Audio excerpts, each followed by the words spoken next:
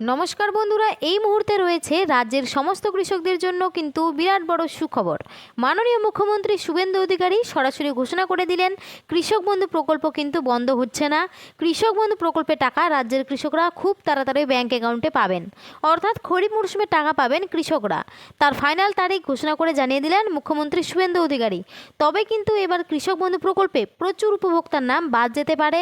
নবান্নের বৈঠকের পর এই সিদ্ধান্ত নেওয়া হয়েছে যে কৃষকদের পুরনো তালিকা নতুন করে যাচাই করা হবে। রাজ্য জুড়ে কিন্তু ইতিমধ্যে শুরু হয়েছে ভেরিফিকেশন। পঞ্চায়েত এবং কৃষি অফিসে ফর্ম জমা দিতে হচ্ছে, সময় আছে মাত্র 20 দিন। তো এবার কারা কারা বাদ যাবেন কৃষক বন্ধু প্রকল্পের টাকা পাওয়া থেকে? যাদের জমি নেই, যারা সরকারি চাকরি করেন, আবার পিএম কিষাণের ডাটাবেসের সঙ্গে মিলিয়ে দেখা হবে, সেই সঙ্গে একই জমির মালিকানা আছে কিনা সেটাও দেখা হবে। এছাড়াও পিএম কিষাণ প্রকল্পের টাকা বাড়ানো নিয়ে বড় ঘোষণা করেছেন মুখ্যমন্ত্রী। এবার থেকে পিএম কিষাণ প্রকল্পের অতিরিক্ত টাকা ব্যাংক অ্যাকাউন্টে পাবেন। তো কত টাকা বাড়ানো হলো এবং কৃষক বন্ধু প্রকল্পের টাকা কবে দেওয়া হবে, এই সমস্ত বিষয়ে কিন্তু আজ ভিডিওটিতে জানানো হয়েছে। তাই ভিডিওটি একদমই স্কিপ না করে শেষ পর্যন্ত দেখবেন। আর বলবো, চ্যানেলে কেউ নতুন দর্শক হলে অবশ্যই চ্যানেলটিকে সাবস্ক্রাইব করে পাশে থাকবেন। চলুন দেরি না করে ভিডিওটি শুরু করছি। দেখুন, বলা হয়েছে কৃষকদের জন্য বড় সুখবর। কৃষক বন্ধু খরিফ সিজনে টাকার ফাইনাল তারিখ প্রকাশ মুখ্যমন্ত্রীর। পিএম কিষাণ বাড়তি টাকা। চলুন এই বিষয়ে আমরা বিস্তারিত জেনে নিই আর কি বলা হয়েছে।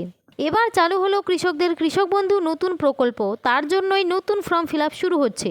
ভেরিফিকেশন ফর্ম জুলাই মাসের মধ্যেই এই ফর্ম ফিল করতে হবে। রাজ্যের কৃষিমন্ত্রী দুধকুমার মণ্ডল এর বড় ঘোষণা।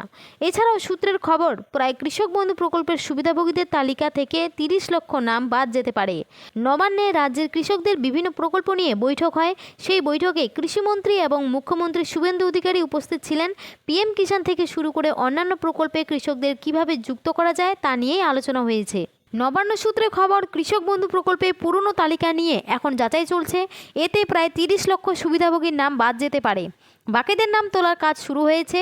ইতিমধ্যে সব জেলাতেই কৃষক বন্ধু ভেরিফিকেশন শুরু হয়ে গেছে, পঞ্চায়েত, ব্লক অফিস এবং কৃষি অফিসে। কৃষিমন্ত্রী আগে জানিয়েছিলেন, লক্ষ্মীর ভাণ্ডারের আগেই জানিয়েছিলেন, উপভোক্তাদের অন্নপূর্ণা যোজনার জন্য যেমন আলাদা ফর্ম ফিল করতে হয়েছিল, ঠিক তেমনই কৃষি বন্ধুর উপভোক্তাদের নতুন করে ফর্ম পূরণ করতে হবে। কারণ কৃষক বন্ধু তালিকাতেও লক্ষ্মীর ভাণ্ডারের মতো প্রচুর ভুয়ো নাম রয়েছে, তাই তালিকা যাচাই দরকার আছে। সেই মতো কাজ শুরু হয়েছে। যাদের ফর্ম ফিল করতে হবে তাদের নামের লিস্টে কৃষি অফিস, পঞ্চায়েত অফিস এবং ব্লক অফিসে পাঠানো হয়েছে। এই লিস্টে নাম থাকলেই ফর্ম ফিল করতে হবে। তবে কিছু জেলার কৃষি অফিসের নোটিশে বলা হয়েছে, যারা কেন্দ্রীয় সরকারের পিএম কিষাণ প্রকল্পের টাকা পান তাদের এই ভেরিফিকেশন ফর্ম জমা করতে হবে না। এই ভেরিফিকেশন ফর্ম জমা করার ফলে প্রকৃত যোগ্য কৃষকদের চিহ্নিত করা যাবে এবং মৃত কৃষকদের শনাক্ত করা যাবে। সূত্রের খবর, আগে সরকারের সময় কৃষক বন্ধু প্রকল্পে ব্যাপক অনিয়ম, দুর্নীতি হয়েছে। যেমন একটা জমির রেকর্ড দেখে বহু কৃষক টাকা নিয়েছে, এমনকি প্রকল্পের যোগ্য না হয়েও টাকা নেওয়ার অভিযোগ রয়েছে। নবান্ন থেকে নোটিশ দিয়ে জানানো হয়েছে, শুধু বর্তমান সব উপভোক্তার তথ্য নতুন করে যাচাই করা হবে। নোটিশ অনুযায়ী যারা এখন সুবিধা পাচ্ছেন তাদের প্রত্যেকেরই 4 সপ্তাহের মধ্যে পঞ্চায়েত অফিস, ব্লক অফিসে গিয়ে ফর্ম জমা করতে হবে। এছাড়াও কৃষক বন্ধুর তথ্য পিএম কিষাণের ডেটাবেসের সঙ্গে মিলিয়ে দেখা হবে। এর মাধ্যমে প্রকৃত যোগ্যদের চিহ্নিত করা হবে এবং অযোগ্যদের নাম বাদ দেওয়া হবে। ভেরিফিকেশন শেষে যাদের তথ্য সঠিক থাকবে শুধু তারাই টাকা পাবে। ভেরিফিকেশনের সময় যে যে নথি লাগবে সেগুলি হচ্ছে কি, উপভোক্তার স্বামী স্ত্রীর আধার কার্ড, আধার সঙ্গে মোবাইল নম্বর লিঙ্ক থাকতে হবে, ভোটার আইডি কার্ড, ব্যাঙ্ক অ্যাকাউন্টে জেরক্স, জমির রেকর্ড, এইসব নথিপত্র ভেরিফিকেশনের সময় লাগবে। তো এই ছিল কৃষক বন্ধু প্রকল্প নিয়ে একটি ছোট্ট আপডেট। আপনারা কে কোন জেলা থেকে আমার এই ভিডিওটি দেখছেন অবশ্যই কমেন্ট বক্সে কমেন্ট করে জানাবেন।